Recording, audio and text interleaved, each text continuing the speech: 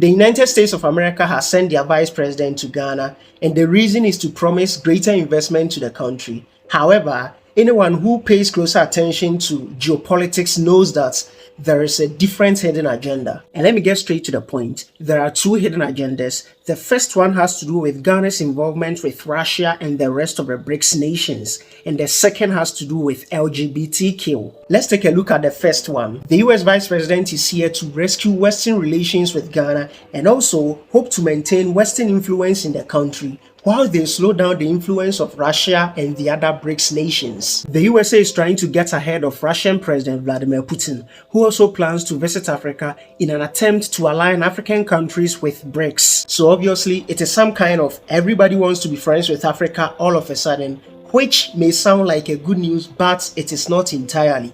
All these are happening because of a reason, because something just happened. You see, the Ukraine war has created a division between the West, particularly the US and Russia, and the West has realized that there is a possibility that African countries could align themselves with Russia and the rest of the BRICS nations. They expect African countries to see Russia as an enemy just because Russia is their enemy. And from last year, they've been warning African countries like Ghana and Nigeria not to accept raw materials from Russia, specifically oil, but it seems African countries have turned deaf ears. Although Ghana's president openly spoke against Russia's military operation in Ukraine, Ghana received over 600,000 barrels of crude from Russia nearly a month ago. So right now, the US and the West are extremely worried about losing influence with Africa because that would give China and Russia a strategic advantage over the West. So clearly, the US Vice President is here in Africa, in Ghana, to expand the relations with the Western world. They are here to convince Ghana to expand her relations with the Western world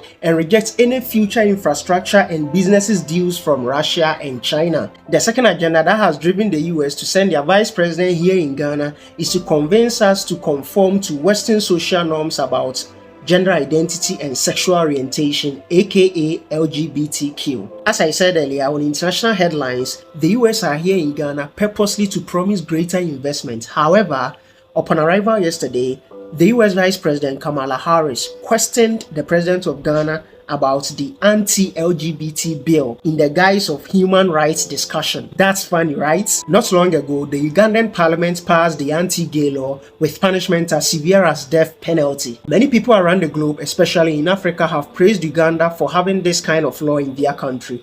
And these people are pushing African countries like Ghana and Nigeria to have these same laws in their country. So the West have realized that since Uganda have taken the lead in passing the anti-gay law, many African countries could follow suit. And remember, the more an African country rejects Western social norms, the more it is likely to reject their influence too. The Western world is aware of this, and that is why it is pushing African countries to have Western companies have access to African economies and of course reduce future involvement with Russia, China and the rest of the BRICS nations. Now it is time for you to make your voice heard. What do you think about these hidden agendas? Let us know your thoughts in the comment section. If this video provided you with any value, don't forget to like, share and subscribe to this channel for more videos like this one.